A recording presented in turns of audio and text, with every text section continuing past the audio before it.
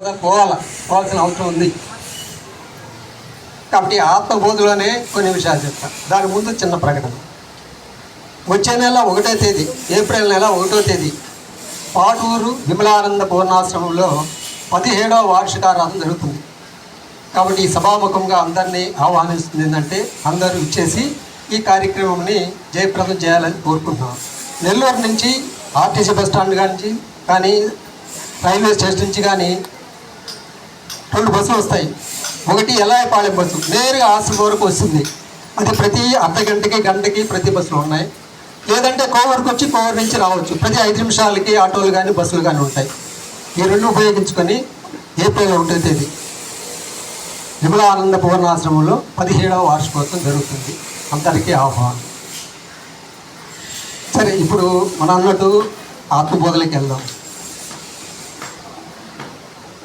ఈ ప్రపంచంలో సృష్టి పరిణామ క్రమంలో మొట్టమొదటిగా ఆధారభూతమైన ఆకాశాన్ని తీసుకున్నాం. ఆకాశాన్ని అది ఒక వస్తు రూపంగా అనుకున్నట్లయితే దాని పరిణామ క్రమంలో వాయువు, అగ్ని, జలము, పృథివీ, ఆ పృథివీ నుంచి ఔషధుల ఆహారం వలన శుక్ల శోణితముల వలన ఈ నర, మృగ, పశు, పక్షి, క్రిమికీటకాదులన్నీ జన్మించాయంటారు. ఇవన్నీ కూడా లెక్క ఎత్తుకుంటే 84 లక్షల జీవరాశులు అంటున్నారు. 84 లక్షల జీవరాశులు కూడా ఈ భూమికి ఎలా జన్మించాయంటే 4 విధాలుగా జన్మించాయి. అండజ, స్వేదజ. 84 లక్షల జీవరాశులు మానవుడు అత్యుత్తమైన వాడు. ఈ మానవుడికి అనేకమైన జ్ఞానం ఉంది.